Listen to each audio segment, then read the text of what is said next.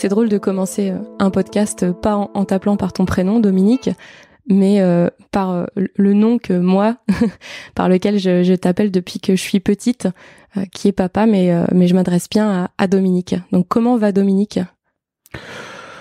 Dominique va bien, comme il est un peu fatigué là actuellement. Ouais. Mais sinon, sinon ça va. Cette fatigue, elle est chez toi, elle est chronique, elle revient de manière régulière ou ? Non, je sais pas pourquoi elle est plus présente cette semaine, alors qu'en plus j'ai animé une formation qui était super sympa, des gens bienveillants, donc j'avais pas du tout de stress là-dessus. Mais moi j'ai mal dormi et je suis rentré hier soir, comme je te disais, ce matin, j'étais lessivé. Donc je pense que ça va aller mieux après, il n'y a pas de problème. Qu'est-ce que tu fais en général quand t'es fatigué pour te ressourcer ou pour faire en sorte de faire remonter ton niveau d'énergie ? Bah là, je dirais, début d'après-midi, ce serait de faire une sieste, ça, c'est clair. De manière complètement décorrélée de ton niveau de fatigue, qu'est-ce qui, en général, te redonne de l'énergie ? Qu'est-ce qui me redonne de l'énergie ? Bah déjà, c'est moi, j'adore être dehors. Donc ça, c'est clair que marcher, être dans mon jardin, courir. S'il y a une journée où je suis pas dehors, je pense que je suis pas bien. Ouais. Voilà, ça c'est hyper important. Et c'est pour ça que je dis pas que je souffre parce que j'ai la possibilité de sortir, mais quand je me retrouve à Paris, dans un appartement où en plus, on en a déjà discuté, où il n'y a pas la lumière qui pénètre, c'est vrai que j'ai besoin d'être dehors, quoi. Ça, ouais. C'est hyper important. En plus, tu as toujours vécu en maison, toi ? Alors, quasiment. Oui, alors attention, parce que la maison que j'ai connue quand j'étais jeune, il n'y avait pas de jardin, hein. C'était une courette, donc qui faisait 2 mètres sur 3. Donc voilà. Et puis après, on a vécu en appartement pendant très peu de temps, en fin de compte. Ouais. Parce que je me faisais cette remarque que tu vas avoir 68 ans et que tu as quasiment toujours vécu en maison, presque en tout cas. Ouais, et surtout, si je me réfère à ton âge, c'est clair que depuis ta naissance, on a toujours vécu en maison. Ouais. Comment est-ce que toi, tu te définirais ou comment tu te décrirais ? Donc, en gros, c'est plus un qui es-tu ? Pas évident de se définir. Je suis peut-être, comment je pourrais exprimer ça ? Je suis capable d'avoir besoin de moments de solitude. Je veux pas que, bien entendu, il soit trop important, mais j'en ai besoin, j'aime bien. La preuve, c'est que là, je suis parti 4 jours, j'adore ça. Partir 4 jours, me retrouver seul, c'est quelque chose que j'apprécie. Par contre, j'aime bien être entouré de mon environnement familial et puis, bien entendu, de mes amis quand je les vois assez régulièrement. Ouais. Donc voilà, c'est pas une contradiction, je pense que c'est un complément. Le fait d'avoir besoin d'être seul et puis en même temps, bien entendu, de pas vivre comme un ermite quand même. Hein. Non, c'est clair. Et est-ce que tu pourrais raconter en fait ton histoire ? Parce que la personne que t'es aujourd'hui, c'est pas du tout celle que t'étais quand t'étais peut-être enfant. C'était peut-être pas tes rêves. Et d'ailleurs, j'aimerais bien te poser cette question. Est-ce que tu te souviens quand t'étais petit, ce que tu voulais faire ? Genre, je sais pas, quand t'avais 10 ans, 12 ans, même peut-être 14. J'ai toujours eu une passion pour le sport, puisque je continue d'ailleurs à en faire un peu. Ouais. Donc c'est vrai que quand j'étais gamin, oui, ça aurait pu être pas forcément avoir une carrière de footballeur, parce que bon, je pense qu'il fallait quand même être très modeste, mais j'aurais aimé être journaliste sportif. Ça, c'est un truc qui m'aurait plu, parce que j'adorais ça, et puis c'est vrai qu'à l'époque, je me rappelle, mon père me disait toujours, mais il connaît toutes les équipes par il est capable de nommer tous les joueurs de chaque équipe. Mais c'est vrai que j'ai toujours eu une passion pour ça. Et c'est quelque chose que j'aurais bien aimé. Et t'aurais aimé être pour un média papier, presse papier, ou plutôt télévisé ou radio ? Toi, t'écoutais beaucoup la radio aussi, je crois. Hein. J'écoutais la radio parce que à l'époque, pas la télé. Non, oui, alors il y avait déjà qu'on n'avait pas la télé, enfin on l'a pas eu tout de suite, attention, quand même. Mais il y avait surtout qu'il y a eu là aujourd'hui, si on prend les références sportives, il y a quelque chose qui est diffusé quasiment tous les jours, voire même 6 fois par jour. À l'époque, il y a eu un mouvement social qui s'est appelé 68 et Et de 68 à 70, quasiment, il n'y a eu aucune retransmission télévisée de matchs de football, par exemple. Ah ouais. Ouais. C'est dingue. Sauf les matchs de l'équipe de France qui, ceux-là, étaient incontournables. Mais sinon, le reste, il n'y avait rien. Donc aujourd'hui, on peut voir, voilà, celui qui veut se mettre qui est sur beIN Sport ou Canal, il voit 6 matchs dans la journée s'il veut, quoi. Donc c'était pas du tout pareil. Ouais. Mais par contre, je trouve que ça avait un effet positif, c'est que le fait que la rareté fait que quand on en voyait un, on était hyper heureux de le voir, quoi. Bah ouais. Voilà. Bah la rareté donne la valeur, hein. L'offre et la demande. Et donc ça nous arrivait, je me souviens quand j'étais gosse avec mon père, d'écouter les matchs, les retransmissions à la radio. Et là, il faut un très grand commentateur sportif parce que il faut vivre le truc. Hein. Il faut faire vivre le truc et en même temps réussir à imaginer pour les auditeurs l'action et puis les joueurs qui y participent, quoi. Tu ressentais quoi comme émotion quand t'étais comme ça, enfin peut-être avec ton père ou peu importe si t'étais avec ton père, mais toi tu ressentais quoi comme émotion quand t'écoutais ces retranscriptions de matchs? Je vibrais à 200%. En plus, il y avait une équipe qui est toujours mon équipe de cœur d'ailleurs, hein, c'est Saint-Étienne. Et c'est vrai que quand c'était un match de Saint-Étienne, j'avais toujours plein d'émotions à l'écouter, c'est clair. Et quand on parle comme ça d'émotions, je me posais cette question, est-ce que les émotions dans ta famille, c'était quelque chose qui était facile à exprimer?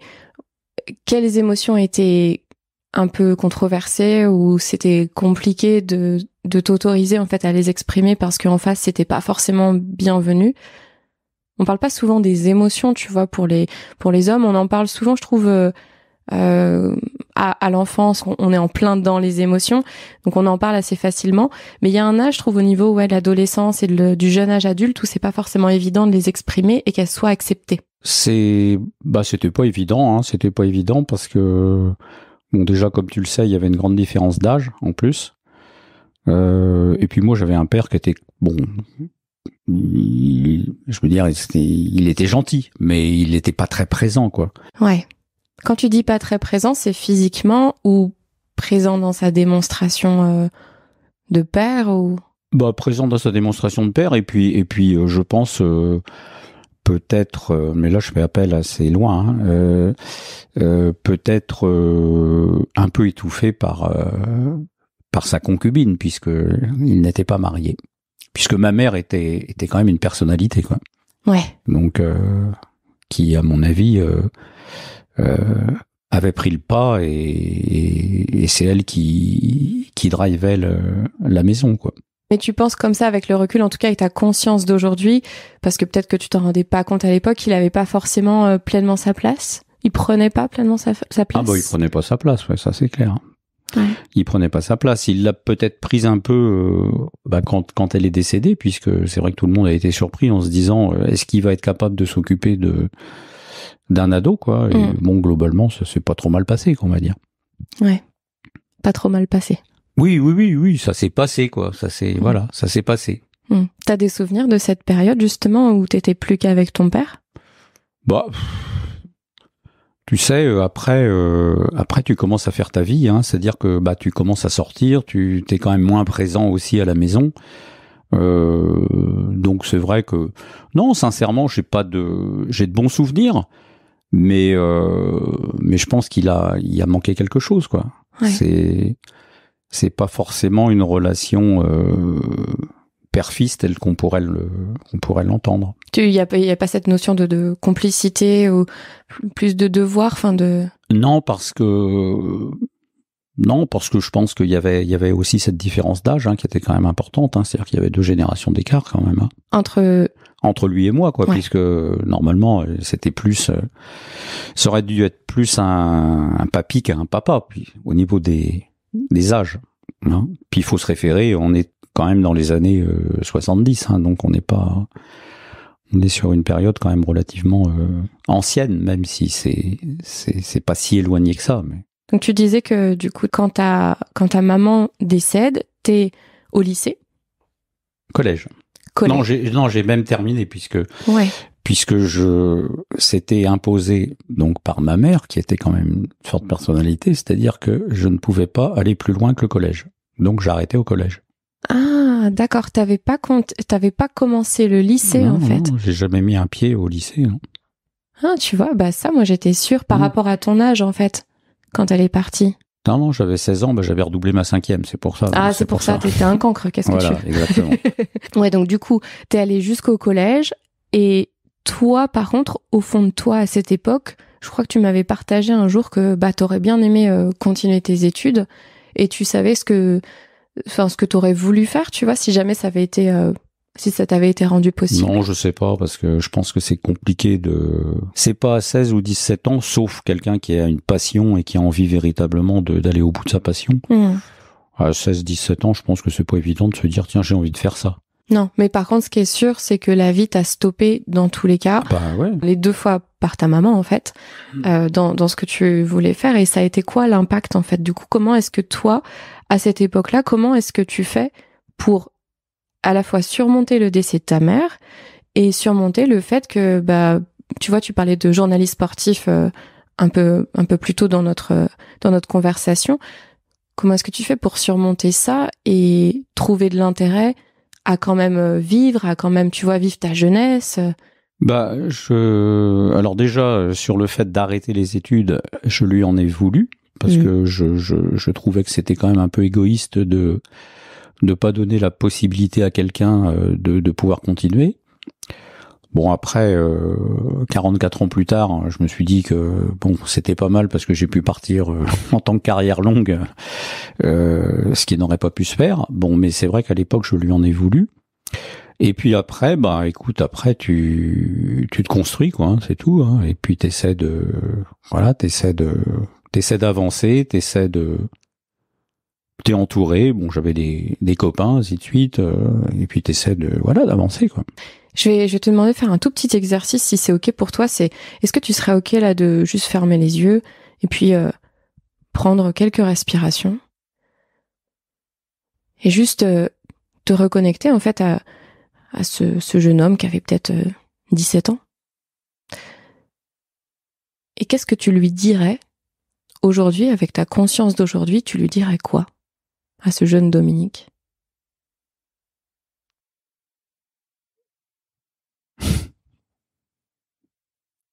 Pas facile. Qu'est-ce que je pourrais lui dire?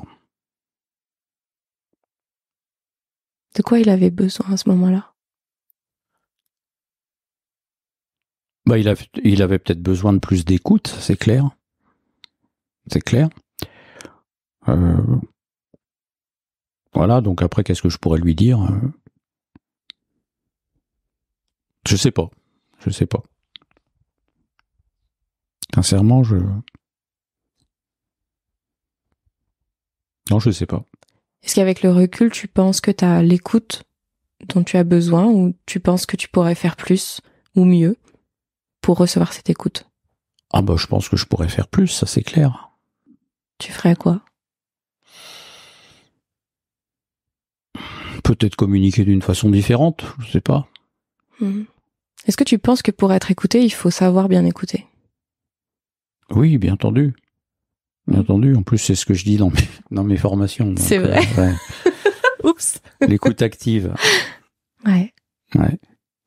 Et que le plus important, c'est pas ce que toi tu dis, c'est ce que l'autre dit. Ouais. Ah, mais je le dis à chaque fois. Hein. C'est marrant. Bon, moi, ça me fait sourire.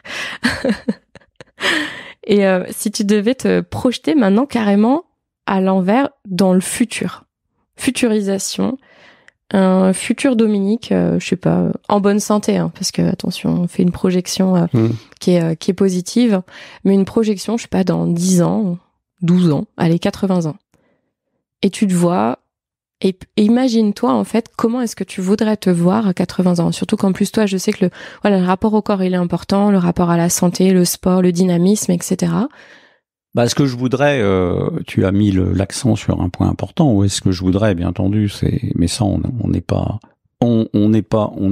responsable. Hein, c'est rester en bonne santé, pouvoir à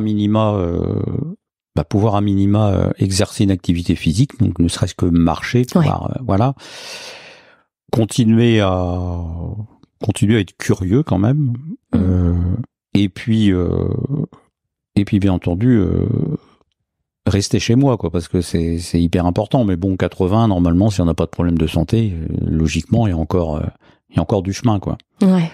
Hein. Donc c'est surtout ça. Et puis ça, je repense à mon père. C'est vrai que il voyageait pas, hein, mais il était tout le temps dehors. Et pourtant, on était dans une petite maison et il sortait tout le temps. Et ça maintient quand même, je pense, ça maintient en forme aussi. Ouais. Ouais, quand tu dis tout le temps dehors, c'est il faisait, je sais pas, il allait faire ses petites courses ou. Bah, il y avait à l'époque, on avait encore 3-4 commerçants. Et comme les gens savaient qu'il était retraité et que ça lui posait pas de problème, eh bien, il rendait service à ses commerçants. Il allait porter les remises chèques à la banque, ainsi de suite. Et puis, plutôt que de le faire en une fois, il y allait, il revenait et il le refaisait pour quelqu'un d'autre. Et comme ça lui permettait d'être dehors de façon, on va dire, assez optimale. Et quand tu te vois faire, ça te fait pas penser à lui, du coup? Si, bien entendu. Si, là-dessus. C'est un modèle là-dessus. Là-dessus, oui, tout à fait. Non, mais n'importe comment, on hérite quand même de chacun, hein, de ses parents, hein, c'est clair, hein, sur des traits de caractère, sur des façons de faire, hein, c'est sûr. Et en quoi la relation avec ta mère a influencé tes relations avec la gente féminine? Bah là, la relation avec ma mère, elle a été. En fin de compte, il y a deux relations, quoi. Il y a la relation chaleureuse de maman, parce que bon, bien entendu, la maman, elle est importante, hein. C'est l'élément quand même, je pense, hyper important dans le foyer. Et puis après, il y a la maman autoritaire qui part du principe que vu son âge, on peut pas se permettre de faire poursuivre les études à un enfant, enfin plus qu'un enfant, un ado. Et là, je me suis rebellé parce que là, j'étais en confrontation vraiment avec ma mère. Quand tu t'es rebellé, comment ça s'est passé? Ah ben, elle a pas accepté, mais moi, les souvenirs que j'en ai, je trouvais ça injuste. Et là, c'était de l'injustice, quoi. Parce que, mais à l'époque, on pouvait peut-être pas développer autant que tu pourrais le faire, toi, aujourd'hui, ou que tu l'as fait, et que tu le fais de plus en plus maintenant. Elle avait pas d'argument, quoi. C'est ça, le truc. Elle avait pas d'argument. L'argument de dire on a un certain âge, ça tenait pas la route.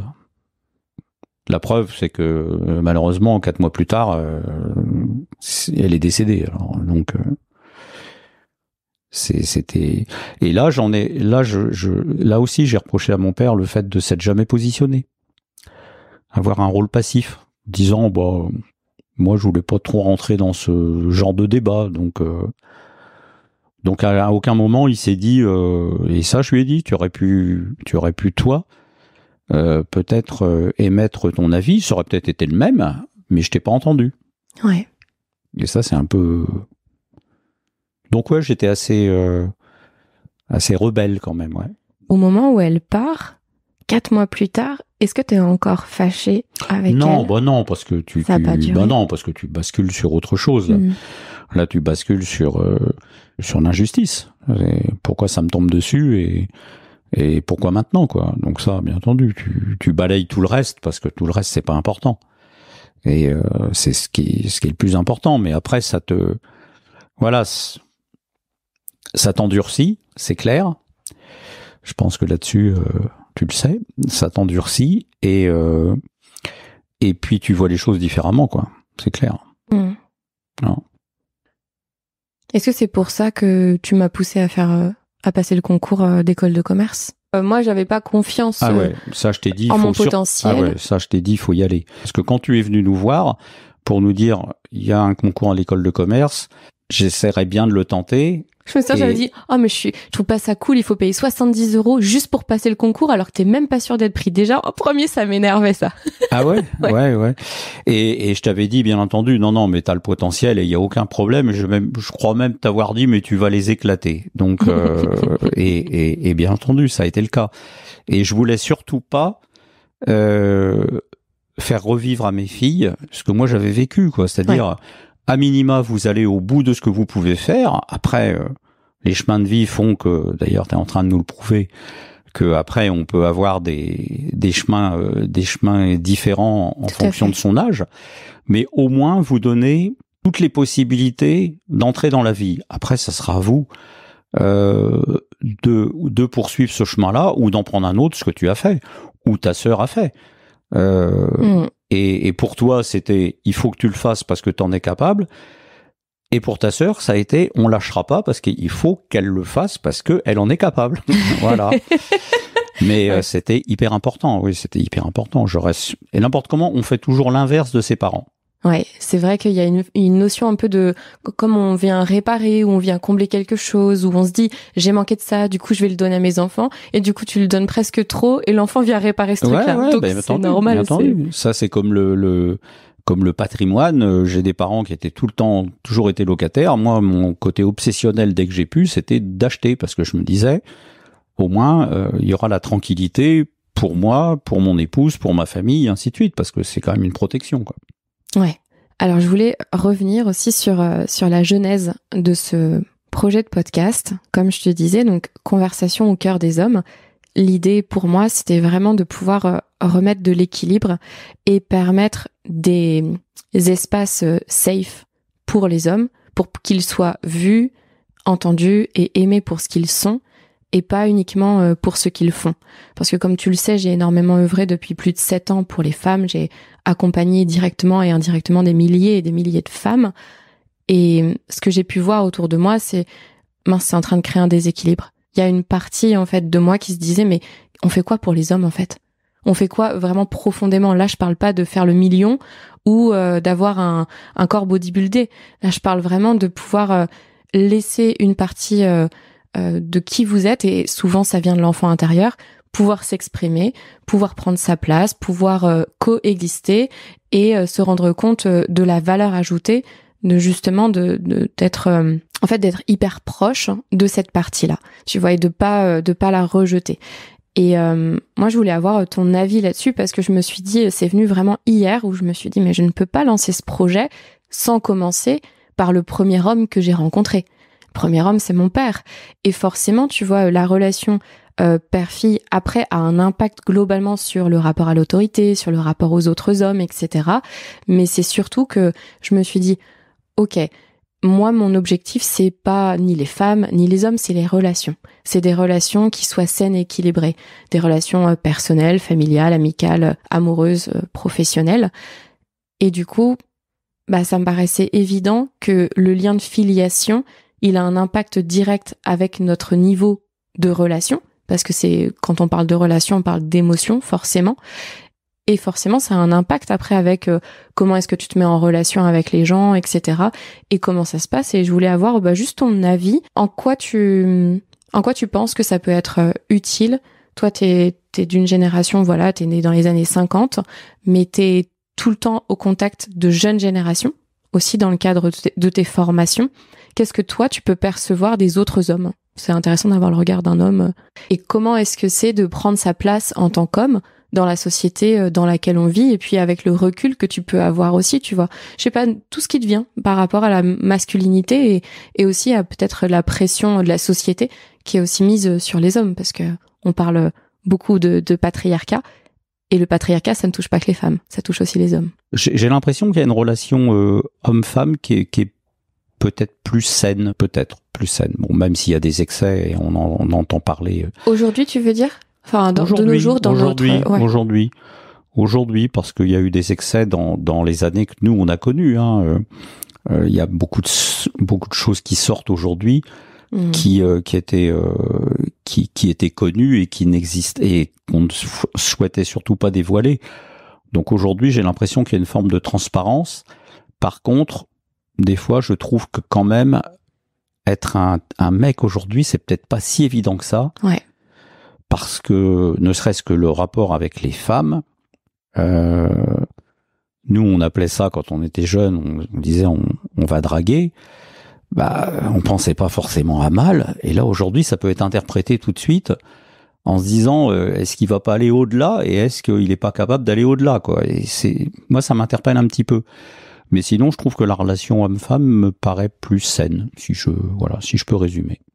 Et toi, quand tu repenses, je sais pas, quand tu étais plus jeune en tout cas, t'as un côté hyper intuitif et assez spontané, tu vois, tu vas mettre en relation les bonnes personnes, tu le sais, tu sais pas l'expliquer forcément, mais tu sais, t'as vraiment un truc hyper intuitif, voilà. Et ça, en fait, c'est de l'énergie qui est associée, c'est bien juste associé au côté féminin. Est-ce qu'il y a eu des moments de ta vie, peut-être quand tu étais beaucoup plus jeune, où tu étais très très connecté à ça et ensuite tu l'as fermé pour y revenir? Est-ce que tu as la sensation d'avoir toujours été connecté à ton intuition? Et comment est-ce que ça s'est perçu aussi dans un monde du travail et de la banque, de la finance, qui est assez dur? Comment est-ce que ça s'est perçu justement ce côté beaucoup plus soft? Tu sais, on parle beaucoup de soft skills, donc en gros, voilà, l'intuition, la bienveillance, tout ça qui ne s'explique pas, c'est pas vraiment palpable. Comment est-ce que toi J'ai pas eu l'impression d'avoir changé là-dessus au niveau intuition. Moi, je pense que l'intuition, c'est une qualité. Dans le monde professionnel, c'en est une, parce que justement, ça va être s'entourer des bonnes personnes, et puis pouvoir faire évoluer ces personnes, parce que c'est ça l'intuition, c'est de se dire que là, t'as quelqu'un de bien et tu peux pas le laisser à cette place-là et qu'il faut à tout prix le faire évoluer. Donc, non, j'ai pas l'impression d'avoir changé là-dessus. Et puis, au niveau des gens, je pense que toutes les personnes qu'on a pu rencontrer, sincèrement, on s'est, je veux pas dire jamais planté, mais à chaque fois que les gens qui sont rentrés dans notre environnement, c'était des gens bien, quoi. Et ceux qui sont pas restés, c'est qu'à mon avis, voilà, ça méritait pas d'aller plus loin, quoi. Ouais, clairement. Moi, je pense que l'intuition, c'est quelque chose d'incroyable, qu'on a tous en nous, cette intuition. On est tous guidés par une petite voix, mais c'est notre capacité à lui faire de la place. Et parfois, on peut rejeter, en fait, ce truc-là. Tu vois, dans un fonctionnement où c'est pas comme ça que je voulais que ça se passe, donc je rejette un peu, tu sais, cette partie-là. Alors que, en fait, l'intuition, elle a toujours été là et elle nous a toujours guidés. Je vais bientôt mettre fin à cette émission. Je voulais juste peut-être avoir un dernier mot sur la portée de ce que tu penses que ça peut devenir, de qu'est-ce que ça peut, cette émission, qu'est-ce qu'elle peut apporter à ton avis auprès des hommes et auprès des relations générales. Auprès de la communauté des hommes. J'aurais cette modestie de dire je suis pas capable de savoir ce que je peux apporter, et que, à mon avis, c'est vraiment une modeste contribution. Mais ce que je voudrais quand même, pour clôturer ce podcast, c'est de dire que il y a une qualité d'interview aussi qui est hyper importante. Et là-dessus, je te remercie, parce que c'est vrai que tu as cette qualité qui fait que de façon naturelle, on peut, et là, je sais pas, on a parlé une demi-heure, j'ai pas eu l'impression de voir passer le temps. Donc voilà, donc je sais pas ce que ça peut apporter. Si ça peut apporter quelque chose, tant mieux. Et le projet en tant que tel, en fait, juste si tu peux imaginer, toi qui es bien connecté quand même à ton intuition, on imagine que du coup ça a la portée que je prétends que ça peut avoir. À ton avis, quel impact ça peut avoir? Bah, l'impact, ça peut permettre à pas mal d'hommes, puisque c'est le public a priori qui est normalement privilégié pour équilibrer, on va dire. Ouais, je pense que ça peut apporter pas mal de choses à partir du moment où les gens, en effet, ont envie de s'exprimer, quoi. C'est surtout ça. Ouais, tout à fait. Merci d'avoir ouvert ton cœur. Et juste dernière question, est-ce que tu te sens plus ou moins fatigué? Je me sens plus zen. Merci à toi. C'est vrai. Merci ma chérie.